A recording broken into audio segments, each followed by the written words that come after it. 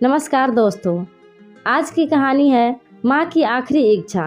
दिल को छू लेने वाली कहानी। एक बार एक बूढ़ी माँ को उसके बेटे ने एक वृद्धाश्रम में ले जाकर छोड़ा। इस माँ का ये वही इकलौता बेटा था जिसके लिए इस माँ ने जीवन भर संघर्ष किया। इस बेटे के लिए वो सब कुछ किया जो एक माँ को करना चाहिए या माँ कर सकती हैं, और आज भी अपने बेटे को किसी भी तरह की परेशानी ना हो, इसलिए आश्रम में रहने के लिए भी तैयार हो गई।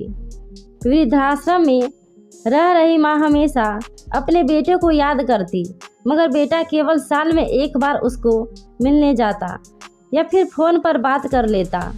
कई साल बीत गए। वृद्धाश्रम से बेटे को एक दिन फ़ोन आया।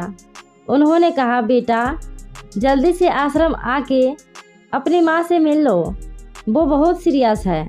बेटा जब अपनी बीमार माँ के पास पहुँचा तब वह अपनी आखिरी सांसें गिन रही थी। बेटे ने अपनी माँ से उसकी आखिरी इच्छा पूछते हुए कहा, माँ मैं तुम्हारे लिए क्या कर सकता हूँ, बताओ। माँ ने कहा, बेटा इस आश्रम में गर्मी और मच्छर बहुत ज़्यादा है, यहाँ पर कुछ पंखे लगवा देना। फ्रिज ना होने की वजह से यहाँ पर हम बूढ़ों को कई बार भूखे पेट ही सोना पड़ता है, क्योंकि किसी के दिया हुआ खाना खराब होने से नहीं बचा पाते। तो इस आश्रम के लिए 1-2 फ्रिज भी खरीद कर दे देना। बेटे ने अपनी माँ की सारी बात सुनी और अपनी माँ से पूछा, आपने इतने साल यहाँ पर निकाल दिए पर आपने कभी भी यह बातें मुझसे नहीं कही, और अब जब आपके पास टाइम नहीं बचा है तब आप यह सब कह रही हैं, ऐसा क्यों?